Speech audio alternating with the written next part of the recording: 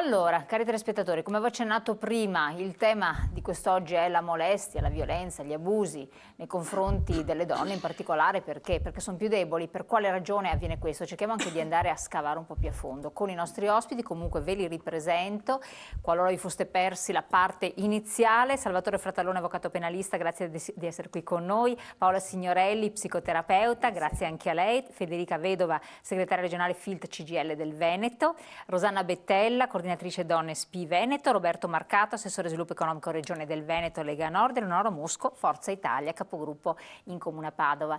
Allora, prima di cominciare insieme, vediamo i servizi di apertura. Siamo qui per sostenere le donne che sono vittime di violenza sia domestica che insomma non possono girare più tranquillamente per strada. In tutta Italia si sono svolte oltre 100 manifestazioni contro la violenza sulle donne per la giornata di mobilitazione nazionale indetta dalla CGIL. I numeri che descrivono gli abusi e le prevaricazioni sulle donne nel nostro paese sono spaventosi. Secondo un'indagine dell'Istat, in Italia quasi 7 milioni di donne fra i 16 e i 70 anni hanno subito una qualche forma di violenza fisica o sessuale, dallo strattonamento alla molestia fino al tentativo di strangolamento o di stupro. 4 milioni e mezzo sono state vittime di violenza sessuale consumata o tentata e di queste oltre 1 milione ha dovuto subire uno stupro o sfuggire ad esso. Traumi di cui sono vittime nella stessa misura italiane e straniere. A compiere le violenze più gravi sono soprattutto i partner e gli ex, mentre le molestie arrivano in prevalenza da sconosciuti. Tante sono le bambine vittime di abusi, oltre il 10% delle donne ha subito violenze sessuali prima dei 16 anni. Dal 2006 al 2014 è cresciuto anche il numero dei figli che hanno assistito ad aggressioni sulle madri. Le più vulnerabili sono quelle separate e divorziate, oltre che le donne con problemi di salute o di disabilità. E certo la strada è in salita se ancora oggi oltre la metà degli uomini maggiorenni crede che sia meglio che l'uomo si dedichi prevalentemente alle necessità economiche e la donna alla cura della casa. Una mentalità che prevale tra gli uomini che hanno al massimo la licenza elementare o media e molto più nel mezzogiorno che in altre parti d'Italia. E forse ancora più preoccupante è che tante donne ancora condividano questa visione. Dovremmo essere tutti più evoluti, in realtà si continuano a sentire cose terribili e tutte noi lo viviamo. Allora, Assessore, vorrei cominciare con lei perché, vabbè, questa volta siete in minoranza come uomini, ma l'avvocato Fratallone farà la parte tecnica, giuridica, per cui a lui un onere abbastanza importante. Lei come figura anche politica e istituzionale. È un fattore culturale ancora, cioè è mai possibile? Siamo ancora così indietro, si parla di evoluzione, digitalizzazione, industria 4.0, web, eccetera, eppure siamo ancora a questi livelli. Cos'è che si innesca? Perché poi vediamo anche fasce culturali di livello medio-basso, c'è una tendenza, però anche in certe aree. Cosa ne pensa lei? È assolutamente un fattore culturale, perché faccio 3 esempi velocissimi che a me mi hanno costretto a ripensare l'approccio da uomo delle istituzioni nei confronti di questo tema. Cioè, se io penso che è stato pubblicato nella Gazzetta Ufficiale qualche settimana fa l'indennizzo che lo Stato prevede per i casi di suicidio o di violenza sessuale, e stiamo parlando di 7.200 euro, 1.200 euro e addirittura se il violentatore ha delle attenuanti, l'indennizzo viene ridotto, adesso, già questo non serve nemmeno discutere. Se poi penso che a Torino un giudice emette una sentenza per cui una donna che si è vista eiaculare sul giaccone in autobus non può immaginare una pena adeguata perché secondo il giudice questa non è violenza. Se poi penso che dopo l'accordo con la Libia abbiamo avuto dei casi drammatici di donne buttate in mare, perché quelle che sono morte negli ultimi sbarchi erano tutte donne e sembra addirittura che sono state buttate in mare dopo essere state violentate, e nessuno di noi si preoccupa di andare a verificare che cosa succede in questa tratta, ma soprattutto che cosa succede nei campi di concentramento che sono in Libia, perché tanto così abbiamo bloccato gli sbarchi e abbiamo visto tutte le immagini della tratta fatta dai negrieri che vendono uomini e donne come se fossero degli animali. Questo la dice lunga sulla strada che abbiamo ancora da fare in termini culturali, cioè non è immaginabile che si possa parlare di 7.200 euro di indennizzo per una donna che subisce una cosa del genere. Perché, a parte il fatto che non esiste nemmeno una cifra che possa coprire ovviamente una violenza così devastante, ma almeno, come dire, dà il segnale che ci sia un'attenzione. Dopodiché immaginiamo che negli Stati Uniti, che sono un po', come dire, il nostro punto di riferimento per quanto riguarda anche gli aspetti democratici, una donna ha tempo 10 anni per denunciare una Avvocato, tenga violenza. conto, questo è importante. E in Italia 9 mesi, cioè, non ho capito, perché fra 9 mesi io non soffro più, ho smesso di vivere quell'incubo e soprattutto lo stupratore ha smesso di fare lo stupratore dopo 9 mesi. Cioè una cosa del genere, una donna ha tempo per sempre, cioè non può cadere in prescrizione il reato di violenza sessuale. Allora, di fronte a questi casi siamo ancora al Medioevo. Cioè, è inutile fare, capisco le marce, va ben tutto, però visto che fra qualche mese andremo al voto, là bisognerebbe chiedere a ogni singolo candidato o candidata che cosa intende fare. E se io fossi un'associazione che si occupa di questo, io farei firmare tutti i candidati che vengono nei territori a promettere, come sempre, no? chissà che cosa, dire una sorta di protocollo, cioè tutti impegni nei primi 100 giorni a calendarizzare una legge che preveda di togliere i 9 mesi, di aumentare l'indennità, di perseguire davvero... Quindi essere un pungolo continuo da questo punto di vista. Di togliere certi accordi internazionali per cui non abbiamo più gli sbarchi, ma abbiamo 20 donne che vengono stuprate e buttate in mare, chi se ne frega. Ecco, cioè, ti impegni a fare questo? Sì, no. Se fai sì, io ti voto. Se dici no, amen. È fatto a tutti. Cioè, abbiamo un'occasione d'oro adesso per costringere i politici, sono sempre molto sensibili in campagna elettorale ed è l'unico momento in cui li puoi prendere per le orecchie e dopo, una volta eletti, basta. Basta. Leonora Mosco, cosa ne dice al riguardo? Perché il tema effettivamente può essere sfruttato anche in modo caldo in questo periodo, c'è più sensibilità magari che non in altri. Beh, assolutamente sì, probabilmente oggi per le istituzioni deve diventare veramente una priorità. Le vittime donne oggi sono le vittime anche più rispetto a quelle della mafia, per cui abbiamo dei numeri che sono devastanti. È un'emergenza che oggi è affrontata, ma non con gli strumenti giuridici che purtroppo ci sono, ma che non sono sufficienti. E quello che diceva adesso l'assessore Marcato è vero, non solo anche in vista delle prossime elezioni è giusto vedere, anche assumersi degli impegni nei confronti dei cittadini dando un termine di 100 giorni, ma guardiamo anche quello che è stato fatto e quello che non è stato fatto in questi anni. Oggi io faccio parte di un partito che nel 2009 con la Ministra alle pari opportunità Mara Carfagna è riuscita e con l'avvocato Bongiorno, Presidente della Commissione Giustizia, ha ottenuto un grande risultato che è stato quello appunto della legge sullo stalking.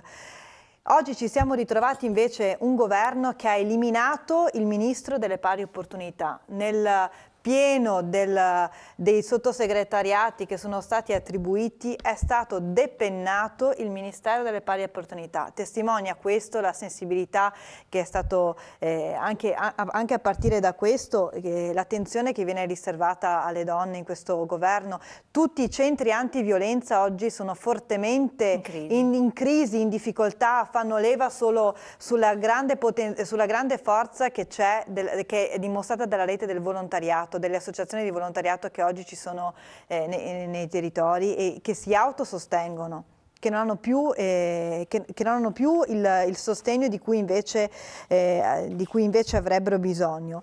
E quindi quello che chiedono le donne sono i diritti, dignità e libertà, e il prima di tutto il prossimo governo dovrà iniziare veramente a porre nella propria agenda la priorità, appunto, il contrasto concreto a tutte queste vittime, a questa strage che è in continuo aumento. Ecco, lei ha citato, dopo la parola tutti quanti, però ha citato appunto la legge sullo stalking della Carfagna. Noi abbiamo avuto modo di incontrare l'onorevole, vediamo insieme l'intervista all'onorevole Carfagna. Onorevole, le donne stanno cominciando a denunciare? Sì, matura la consapevolezza che è importante denunciare molestie, abusi, violenze, sopraffazioni, è importante invitare le donne italiane a denunciare, perché la denuncia è il primo passo verso la conquista di una libertà, quella libertà e quella sicurezza che deve essere sempre garantita alle donne italiane. Quindi l'invito che bisogna fare alle donne è di denunciare, di non aver paura, di non avere alcun timore. Oggi ci sono tanti strumenti giuridici a disposizione delle donne italiane per consentire loro di sottrarsi a forme di abusi, di violenze, di discriminazioni che sono inaccettabili, perché rappresentano una violazione enorme dei diritti umani fondamentali delle donne. Il governo Berlusconi ha introdotto la legge sullo stalking, quanto può fare la politica ancora? La politica deve fare molto, deve considerare la lotta contro la violenza sulle donne come una priorità assoluta. Il governo Berlusconi lo aveva fatto non solo da un punto di vista normativo, ma anche dal punto di vista della prevenzione, della protezione delle vittime, della battaglia culturale da portare avanti soprattutto nelle scuole, dal punto di vista della repressione attraverso l'introduzione del reato di stalking. Purtroppo negli ultimi anni abbiamo assistito ad un arretramento, a dei passi indietro inaccettabili, perché il governo Renzi prima e Gentiloni poi hanno approvato delle norme che hanno depotenziato il reato di stalking. La prima nel 2014, quando avevano introdotto una norma che aboliva la carcerazione preventiva per gli stalker, poi soppressa soltanto grazie all'attività emendativa di Forza Italia, e la seconda volta non più tardi di 4 mesi fa, quando hanno approvato una norma che in alcuni casi consente di estinguere il reato di stalking mediante il pagamento di una somma di denaro. Passi indietro inaccettabili. La sfida che Forza Italia raccoglie è quella di, una volta ritornati al governo, ricominciare la battaglia, riprendere la battaglia lì da dove l'avevamo lasciata. Ecco, vorrei trovare, dopo do anche la parola a tutte quante voi, non abbiamo un esponente del PD per ribadire, ma non è disponibile a partecipare. Avvocato Fratallone, ci sono alcuni punti interessanti di cui chiedo appunto il suo intervento. Da un lato i termini, ne accennava l'assessore Marcato, stringentissimi, addirittura mi sembra 6 mesi, neanche 9, sì, se non sbaglio, quindi sono ancora meno del meno che mi ho spiegato. E poi 3 mesi per le molestie, no? E poi questo discorso della legge sullo stalking, noi abbiamo interpellato tanto di centri antiviolenza, poi chiederò alla psicoterapeuta conferma, che ci hanno detto veramente che sono ridotti all'osso, e anche loro riscontrano, nelle forze dell'ordine ci hanno detto che riscontrano effettivamente un cambiamento con questi ultimi provvedimenti normativi relativamente alle possibilità di denuncia, quindi meno del meno che già si faceva, insomma. Quindi siamo retrocessi invece che andare avanti. Ma, lei che è avvocato, che ne affronta queste cose, cosa ci dice? Non solo siamo retrocessi, ma siamo stati oggetto di una condanna da parte della Corte di Strasburgo, che nel caso fantastico, non ci facciamo mancare niente, Talpis, per violazione della Convenzione sui diritti dell'uomo, ha condannato l'Italia nel marzo di quest'anno per non aver agito con sufficiente rapidità per proteggere una donna e suo figlio dagli atti di violenza domestica, che è proprio una delle fattispecie di cui ci occupiamo in caso di violenza alle donne, forse la più grave, perché abbiamo a che fare con una persona che non è passata occasionalmente vicino a un molestatore. Vedo una donna al bar, mi piace, la inseguo, mi apposto, ma magari non sarei mai inciampato in quella vittima. Qui è un caso dove quella vittima me la ritrovo stasera a cena, domani mattina quando aprirò gli occhi, ma stanotte anche se mi sveglio colto dagli incubi, cosa faccio? Denuncio o non denuncio? Quindi il caso della violenza domestica è la punta dell'iceberg, ma è la parte che dovrebbe scuotere le coscienze, quella degli uomini e anche quelle delle donne che stanno in Parlamento, e quella degli uomini e delle donne che vanno a votare i parlamentari. Quindi io colgo con favore l'invito sentito prima dall'assessore Marcato, che ci vorrebbe un impegno ufficiale, come fu fatto qualche anno fa, quando facemmo, perché mi organizzai anch'io questo senso a Roma, in un confronto pubblico alla Minerva, quindi alla Biblioteca Spadolini al Senato, dove veniva lanciata in politica la Giorgia Meloni, ma anche l'attuale Lady Pesch e altre donne, a sottoscrivere un patto per il merito. Impegnatevi sui criteri con i quali sceglierete i collaboratori. Ecco, un impegno di questo tipo in materia di violenza con le donne politicamente lo vedrei molto importante, perché bisognerebbe poi veramente, come si dice, nei primi 100 giorni avere provvedimenti concreti. Magari potremmo soffermarci dopo sulla denuncia e sui tempi, sì, dopo andiamo perché qualche tecnicamente. particolarità vorrei che i telespettatori potessero riceverla come informazione. Mentre vedrei opportuno questo riferimento. 8 donne su 10, 78%, non denunciano.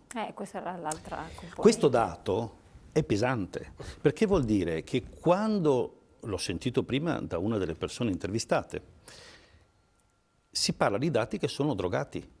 Cioè, stiamo facendo qualcosa per le donne, tutti lo dicono, tutti si sciacquano un po' la bocca, no? Però noi cittadini invece sappiamo che la gente non denuncia più, come i furti, non hanno più fiducia. Oggi in più abbiamo il problema rispetto al furto, che non denuncio perché ho paura del mio molestatore, del mio aggressore. Cioè qui abbiamo una componente in più che non va sottovalutata. Allora noi dovremmo lavorare per far crescere la cultura in tutti, anche nelle donne, la consapevolezza che la loro dignità vale più della paura del silenzio. Io mi permetto di dirlo questo, sembra un argomento metagiuridico, quindi ulteriore rispetto alle questioni da buon leguleio. No, bisogna trovare il coraggio di denunciare, perché finché i fatti non vengono denunciati, anche quando sono fatti minori, non si arriverà poi ad assegnare alle patrie galere colui che commette magari il quarto o il 10° fatto, se non ho denunciato i precedenti 3. Perché la prima accusa che ci viene fatta, lo dico se difendo una donna, come spesso capita, è: ma signora, ma perché lei ha sopportato tutte queste cose? Allora se non le ha denunciate forse non erano vere, forse era consenziente, forse faceva parte di un gioco domestico, come dire. Ecco, anche su questo si può parlare, perché la Cassazione, per esempio, si è pronunciata dicendo che la componente di non aver acconsentito a quel costringimento psicofisico di un rapporto carnale col coniuge non deve essere espresso.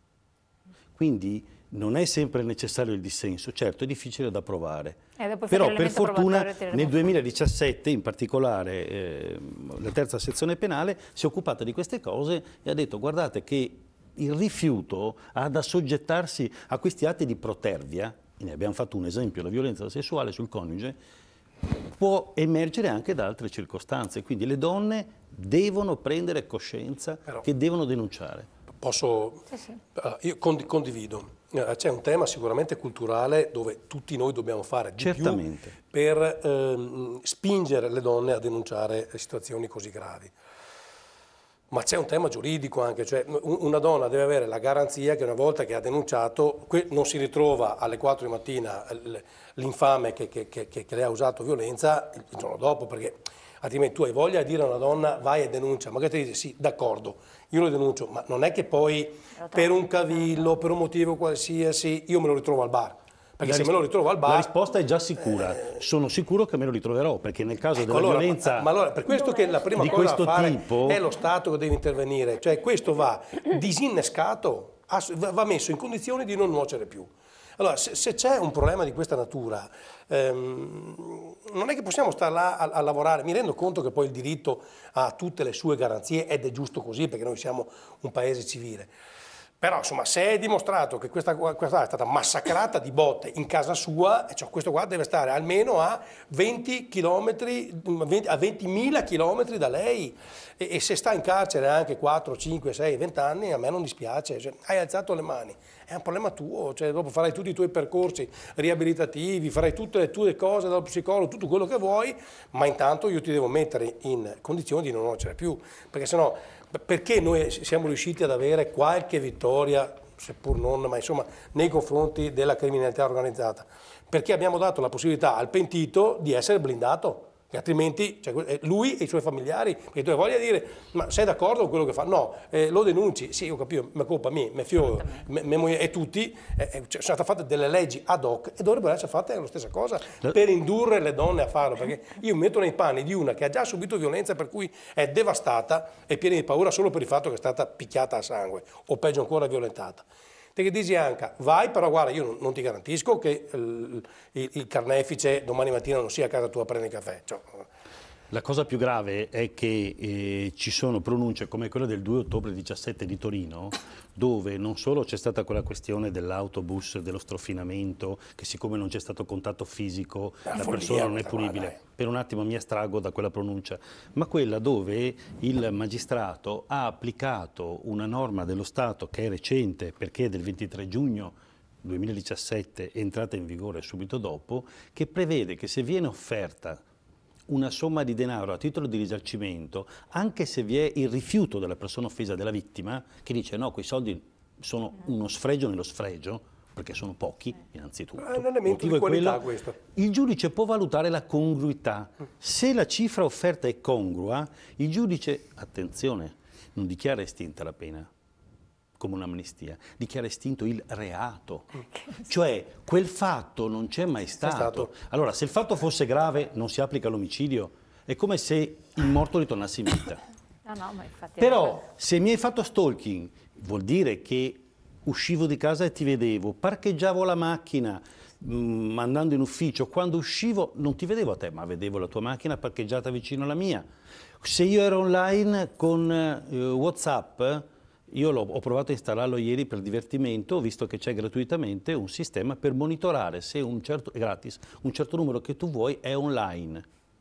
È un monitoraggio pazzesco questo tipo, ti controllo, dà il senso di essere il burattinaio mangiafuoco su Pinocchio, io so esattamente tu che mossa farai, so quando ti colleghi, cioè dà il senso che rende completamente impotente, la parola è assolutamente corretta, la vittima, che quindi è neutralizzata e non è in grado, per questa paralisi psicologica, di reagire. Allora, quando il magistrato mi dice la cifra la ritengo congrua, sta applicando questa norma, la quale l'articolo 1 di questa legge dispone che se l'imputato ha riparato interamente il danno, e sull'interamente ci potremmo discutere a lungo, e ha eliminato, prima del processo, no? E ha comunque eliminato le conseguenze dannose o pericolose del reato, dichiara estinto il reato. Allora mi va bene il meccanismo, perché è volto a un effetto deflattivo, quindi a eliminare il numero di reati che vanno a processo. Reinserisco il cittadino nel circuito delle persone che chiedono scusa, è già un bel passo avanti. Benissimo, ma qualche volta la cifra deve essere molto alta, altrimenti diventa ridicola. Che uno ci pensi su 2 volte. Altrimenti diventa ridicola. Che fenomeno si verifica? E chiudo questo intervento. La cosiddetta vittimizzazione secondaria, cioè quello che è stato vittima del primo reato viene vittimizzato una seconda volta a causa dell'inefficienza delle strutture dello Stato a dar loro una protezione. Questo è grave. Questo è gravissimo. Allora signora, c'è sufficiente materiale per farla intervenire. Sì, ce ne sono.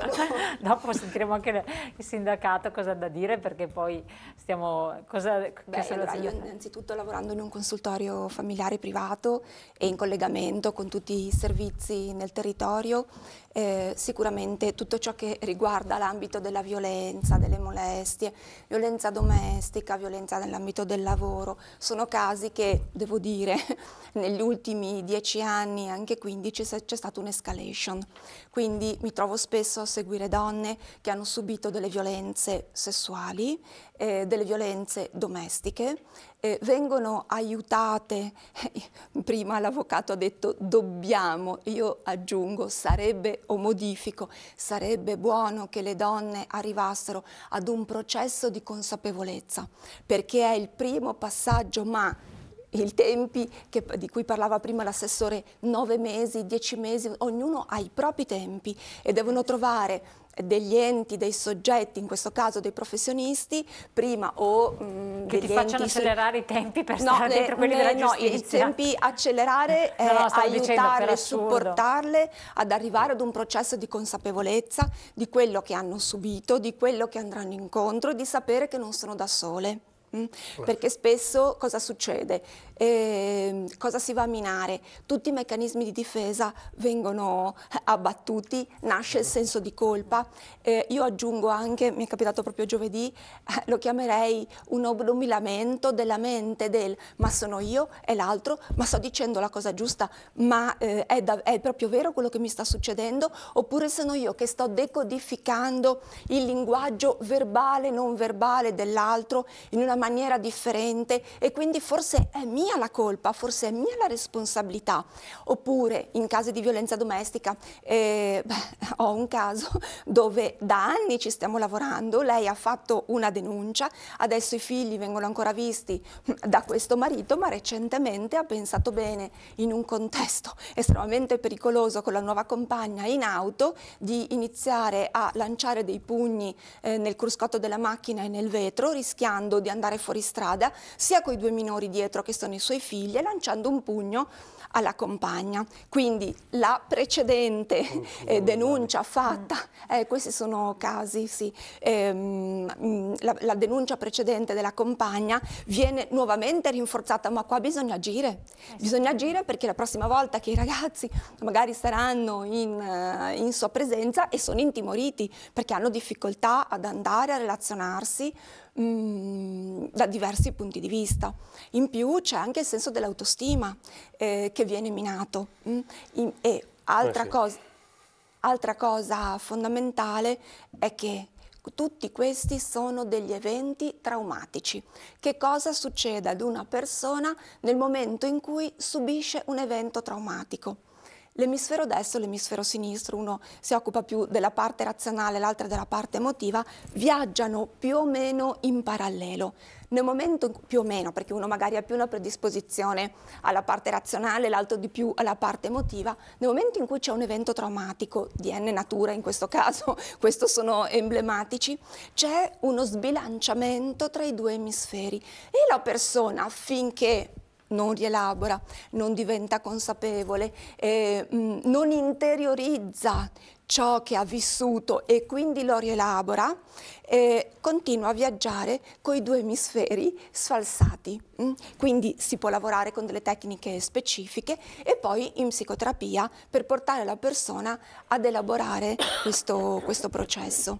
E ci vuole n tempo, quindi 9 mesi, 2 mesi, 3 mesi, e vi posso dire per esperienza che 9 mesi ci possono anche impiegare solamente per iniziare a verbalizzare e ad avere il coraggio, con me, in questo caso con un professionista, che siamo ovviamente legati al segreto professionale, quindi da là non esce niente e siamo blindati e loro lo sanno, ma nonostante tutto è: dottoressa, guardi, quella volta non le ho detto, poi c'è ancora un pezzetto, ma non mi sento di dirle ancora quell'altro, perché anche l'alleanza terapeutica è direttamente proporzionale alla fiducia, perché poi questi soggetti incominciano, in questo caso della violenza, che va, come abbiamo visto e condivido, dai 14 ai 70 anni, indipendentemente dalla fascia di età.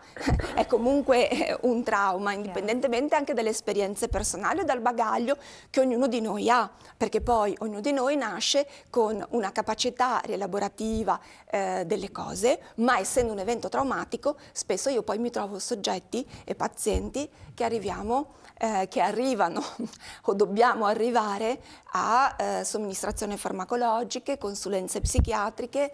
E qua ci sono anche effetti di costi sociali che sono importantissimi.